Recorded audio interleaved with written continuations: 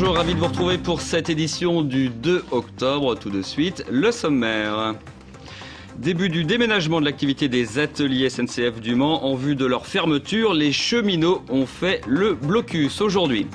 Vote au PS, les Sarthois se sont prononcés très majoritairement pour des primaires. Rencontre avec un jardinier pas comme les autres, il fait pousser des légumes taille XXL chez lui, Aspect.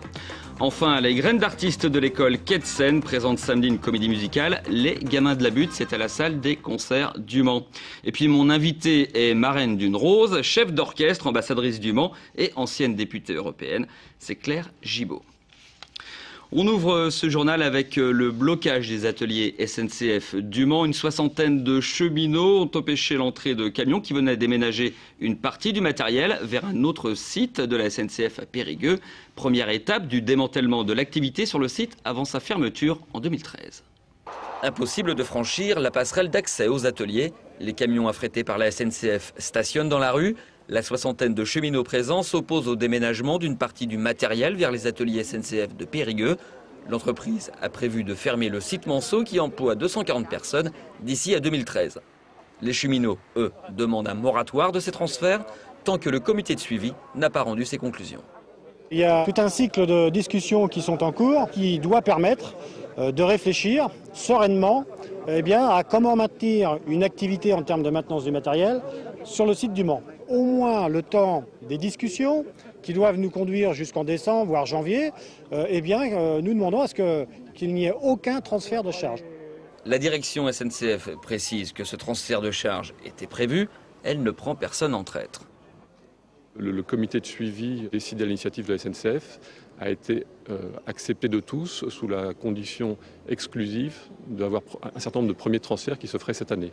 Je rappelle également que l'engagement pris par la SNCF, c'est de maintenir un niveau de charge sur le site du Mans, niveau de charge 2010, à l'égal en nombre d'heures du niveau de charge 2009. Une perspective vers la fermeture qui laisse un arrière-goût amer aux cheminots. Et ça fait plusieurs années qu'ils travaillent avec des efforts de productivité qui en fait ont été obtenus. La direction pourrait reconnaître que les objectifs demandés ont été atteints. Il y a eu les moyens mis de part et d'autre. Et que là, il y a un désengagement unilatéral de la direction de fermer le site. Prochain transfert de charge des ateliers du Mans à partir de novembre et de janvier. Et ça bouge aussi du côté des agriculteurs. Prochaine action des JA et de la FDSEA, une opération de filtrage des camions alimentaires sur les 5 péages autoroutiers du Mans. Ça sera lundi. Politique maintenant avec le vote des militants PS. Plus de la moitié des 928 inscrits en Sarthe ont participé à la consultation nationale hier. Sans surprise, ils se sont prononcés en faveur de primaires ouvertes et du non-cumul des mandats. Pierre Lolès. 60% de taux de participation, soit 14 points de plus qu'au niveau national. Les militants sarthois du Parti socialiste se sont gentiment mobilisés pour cette consultation citoyenne. Et ils ont répondu massivement oui aux questions essentielles, oui à 69% aux primaires ouvertes, oui à 70% au non-cumul des mandats, même si dans ce dernier cas, élus socialistes et militants ne sont pas forcément sur la même longueur d'onde. Oui, il peut y avoir une dichotomie, d'ailleurs de la part des militants eux-mêmes. C'est-à-dire que quand il y a une élection qui arrive, les militants eux-mêmes demandent à ce que ce soit celui qui est le plus en capacité de gagner d'y aller. Et c'est souvent, quelquefois, et souvent un élu déjà. Bon, alors c'est des contradictions qui sont liées à la fois à la volonté qu'il y a de limiter le cumul, et je pense qu'il faut aller vers la limitation du cumul des mandats, puis en même temps, comment dirais-je, un certain pragmatisme, c'est-à-dire qu'on gagne aussi avec des gens qui sont connus. Voilà, bon, comment on va arbitrer tout ça? Là encore, il faudra trouver des formules précises maintenant, après les régionales. Sans surprise non plus, Jacques Auxiette a été adoubé par les militants pour être leur candidat aux prochaines élections régionales. Il faut dire qu'il était le seul candidat. Allez, sur un tout autre sujet, je vous propose une rencontre maintenant avec un homme dont la passion est plutôt originale. Il passe tout son temps libre à cultiver des légumes, mais taille XXL. Le dernier en date, un potiron de 600 kg qu'il fait pousser chez lui, Aspect, Benoît Doisy. Petit potiron deviendra grand ou plutôt géant. À l'origine de ce légume de plus de 500 kg, un homme, Mehdi, il se décrit comme un jardinier du dimanche. Pourtant, difficile à croire à en voir sa main verte. Dimanche prochain, il sera en Vendée pour le championnat de France. Un championnat où il présentera 2 potirons, mais pas son champion. J'ai choisi de ne pas l'emmener dimanche au concours national de la motte à char. Puisqu'il continue à grandir, j'ai préféré je vais le laisser grandir encore une semaine, enfin tant qu'il peut, peut-être 10 jours, pour l'amener plutôt au championnat d'Europe qui aura lieu à Stuttgart. Je préfère le laisser pousser pour lui donner un maximum de chance au niveau européen, voire peut-être mondial. On verra bien. En août, la cucurbitacée prenait jusqu'à 24 kg par jour. Alors quand on sait que Mehdi s'est lancé dans les légumes géants il y a 2 ans, ça étonne. Certains travaillent plus de 20 ans sans arriver à ce niveau. J'ai su faire ce qu'il fallait au bon moment, apporter ce que la plante a besoin en fonction de sa croissance. Plus la météo et puis forcément un peu de chance. Oui, même beaucoup. L'année prochaine, Mehdi s'est lancé un nouveau défi. Il aimerait produire des pastèques de plus de 80 kg. Bonne nuit. Allez, parlons d'une toute autre nature. Maintenant, les jardins secrets du Vieux-Mans s'ouvrent au public. Ce week-end, une quinzaine en tout pour la seconde édition d'Entre Cours et Jardins. Ces espaces privés seront ouverts au grand public moyennant l'achat d'un pass de 5 €. Il y aura par ailleurs des concerts, des conférences et différentes animations. Invité de cette seconde édition d'Entre Cours et Jardins et mon invité aujourd'hui, Claire Gibaud. Claire Gibaud, bonjour. Bonjour Mickaël Texier. Alors on le rappelle, vous êtes d'origine mancelle, vous avez vécu au Mans jusqu'à vos 18 ans, vous êtes chef d'orchestre, ancienne députée européenne, ambassadrice du Mans, marraine de la Rose Plantagenet. Vous êtes une artiste. Est-ce que vous êtes sensible en tant qu'artiste à ce monde des jardins qui parfois peut être assez étonnant ? Oui, je suis très très sensible d'abord à l'écologie, à tout ce qui est bio, et puis les jardins, c'est les poumons des villes, et moi-même j'ai une terrasse à Paris que je soigne de façon très très biologique.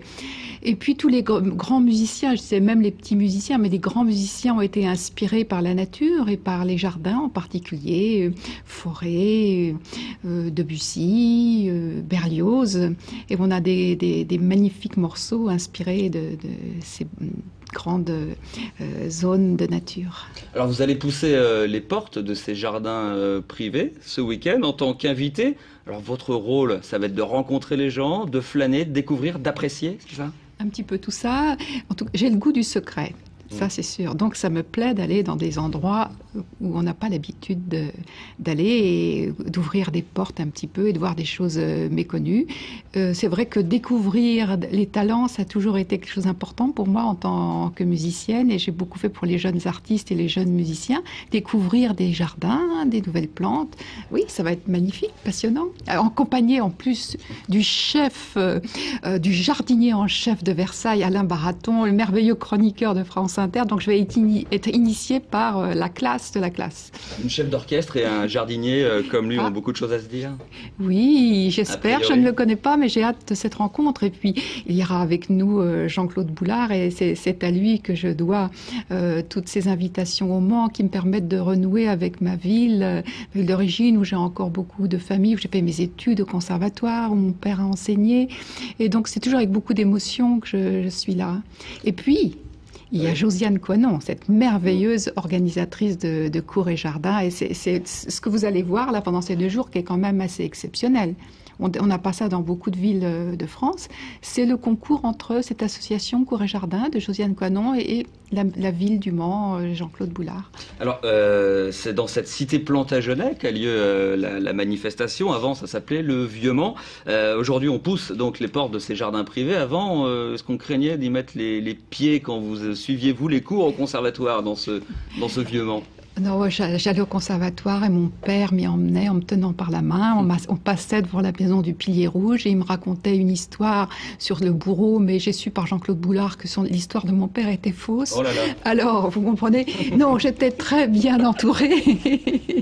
Vous êtes ambassadrice du Mans. Alors, c'est un rôle, j'imagine, ça a dû vous flatter en tant que mancelle d'avoir ce rôle-là. En belle compagnie, avec Pierre Arditi. Avec Pierre Arditi, oui. Mais est-ce que le rôle d'ambassadeur d'une ville, ça veut dire défendre la ville, vendre quelque part la ville, dire c'est bien comme ville ? Parce que il y a des fois des images particulières sur le Mans. Enfin, on ne pense plus qu'aux 24 heures qu'à sa magnifique cité Plantagenet. Oui, je ne pense pas que les 24 heures nuisent à la ville du Mans. C'est un renom mondial, c'est déjà vraiment extraordinaire. Il y a l'équipe de basket qui donne de la gloire, l'équipe de foot, etc. Et puis sur le plan de la culture, je trouve que cette ville soutient énormément son conservatoire, par exemple, et fait beaucoup pour ses musées, s'ouvre à l'art contemporain avec ce magnifique sablier dans le jardin de Tessé. Je ne crois pas que j'ai tellement besoin de défendre la ville. J'ai besoin d'être présente quand on a besoin de moi, mais je n'entends pas la ville du Mans attaquer ni dévaloriser quand je suis à Paris. C'est une ville que vous connaissez bien. Elle a évolué. Qu'est-ce que vous retenez de l'évolution de cette ville ? Elles sont, par exemple, avec les chimères, avec ces nuits des chimères, avec ces projections sur les bâtiments, ça fait école dans le reste de la France. Donc il y a beaucoup d'innovations. Je pense que sur le plan culturel, avec aussi le carré Plantagenet, qui est formidable, je l'ai visité, il y a beaucoup de choses qui sont faites pour rendre la vie passionnante au Mans. Je dois dire que quand j'étais adolescente, il n'y avait pas d'université. Il y avait une ville où on s'ennuyait à l'époque. Oui, on s'ennuyait. Et je crois que c'est pas. Je crois pas, non. Claire Gibault, je vous remercie d'être passée dans ce journal et puis bonne visite de tous ces jardins de la cité Plantagenet. Merci. Un ouvrage à vous conseiller si vous êtes passionné de ces jardins, si vous voulez les découvrir et emporter un souvenir avec vous. Jardin secret, voilà, je le montre à l'antenne, jardin secret avec de magnifiques photos de Guy Durand sur tous ces jardins qui seront ouverts au public ce week-end et d'autres. Donc il y a des exclusivités dans cet ouvrage. Guy Durand donc aux photos, Claude Gache au texte, le prix 22 €. On termine en musique avec Les Gamins de la Butte. C'est une comédie musicale jouée par les enfants des ateliers de quai de Seine. Ça se passera samedi à la salle des concerts du Mans. C'est la dernière répétition entre nous. Profitez-en pour travailler, reprendre, répondre à vos questions. Un dernier mot d'encouragement avant la répétition générale. Aux ateliers généraux du Mans, la troupe des Bambins comédiens de quai de Seine se prépare à jouer Les Gamins de la Butte. Samedi, c'est la première devant 400 spectateurs à la salle des concerts du Mans. Très pro, les apprentis comédiens, malgré leur âge, entre 8 et 15 ans. Ils sont tous stagiaires aux ateliers Graines d'artistes de quai de Seine.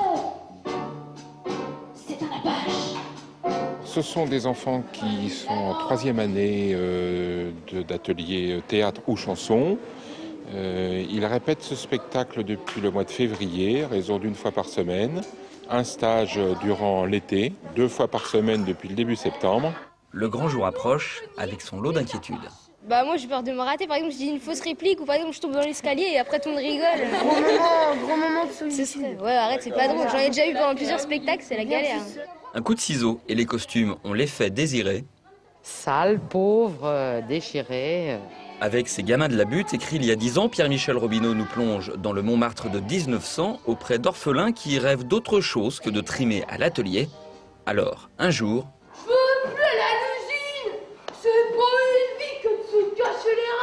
Apporter des sacs de bougnat et tout ça pour 3 francs la semaine. Mais c'est pas juste. On fait les croque-morts. Le début pour eux d'une vie d'aventure faite de débrouilles et de rencontres. Ils font tout pour échapper à leurs conditions. À découvrir donc samedi à la salle des concerts au Mans. Le turban attend peut-être, mais pas le patron qui va avec.